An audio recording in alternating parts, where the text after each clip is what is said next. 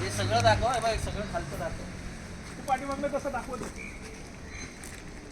तेलाचे डबे हातात घ्या, वेगवेगळ्या कंपनीचे खाली दाखवू आपण, कारण ते सगळं वेगवेगळं वाईटवर पाय नको त्यामुळं पीकवर पाय नको पडत मी पडलं.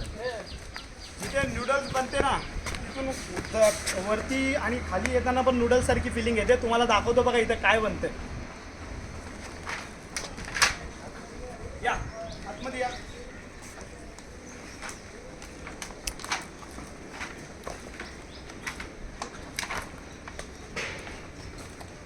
इथे बनत आहे अखंड नवी मुंबईमध्ये सप्लाय होणारी सगळ्या लहानांपासून ते वयोवृद्ध लोकांची फेवरेट असणारी चाऊमिन नूडल्स.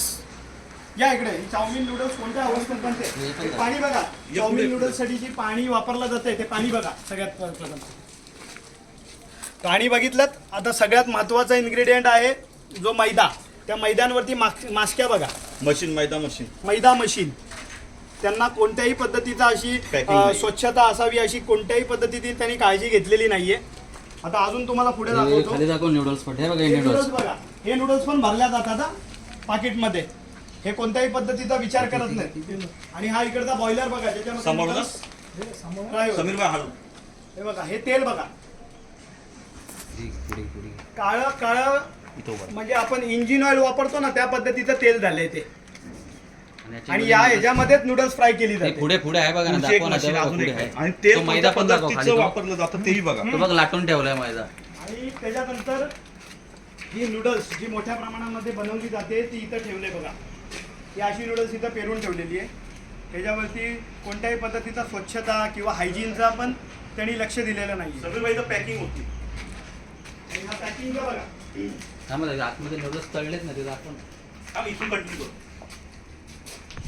ही पॅकिंग करायची जागा बघा कशी आहे. हे बघा हे पॅकिंग होते इथे नूडल्स. आणि तुळवले जातात पॅकिंग. आणि ह्या नावाने ही कंपनी कार्यरत आहे. आणि हीच कंपनी फक्त कामोट्यात नव्हे तर कामोट्याच्या आजूबाजूला जे पनवेल महानगरपालिकेच्या हद्दीत जसं नवी मुंबईमध्ये किंवा खारघर वाशीपर्यंत ह्यांचा माल जातो. आणि ह्या पद्धतीचा माल आपण खातोय. मग ह्याच्याने आपल्या जीवाला किती धोका निर्माण होईल आपण विचार केला पाहिजे.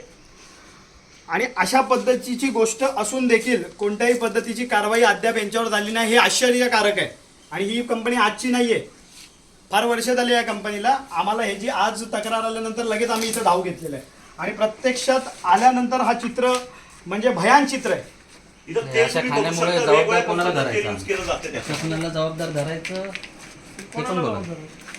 प्रशासनाला जबाबदार धरायचं, पनवेल महानगरपालिकेला जबाबदार धरायचं का अजून कोणाला जबाबदार धरायचं की स्थानिक काही लोकांना जबाबदार धरायचं. तर हे बघा हा तेलाचा डब्बा आहे. हा तेल ह्याच्यामध्ये भरलेला आहे. वेगवेगळ्या कंपनीच्या तेलाचे डब्बे आहेत इथे. एक मिनिट तुम्ही कंपनी बघू शकता. इंडिपेंडन्स ऑइल त्याच्या खाली केपी ऑइल्स. इथं तुम्ही बघू शकता स्टार रिफाईन. म्हणजे वेगवेगळ्या पद्धतीचं कंपनीचं तेल यूज केलं जातं आणि ते आपण खातो. आपण आजच्या घडीला हे बघा हा मैदा ठेवलेला आहे. आणि ह्याच्यावरती पहिला माशी याचा आस्वाद घेते मग माणूस घेतोय. मग त्याच्याने आपल्या तब्येतीला किती चांगली गोष्ट घडेल.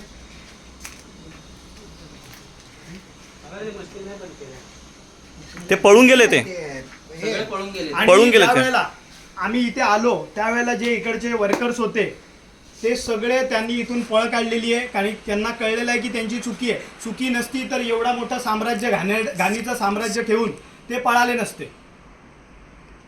तर ते गुन्हेगार आहेत म्हणून ते इथून पळ काढलेला आहे त्यांनी.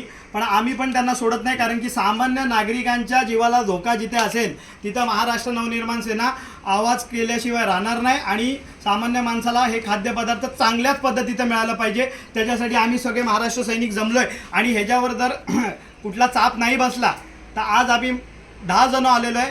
इथे 200 जण उभे राहतील. प्रशासनाने कारवाई नाही केली तर आम्ही आंदोलन करू त्याच्या संदर्भात या.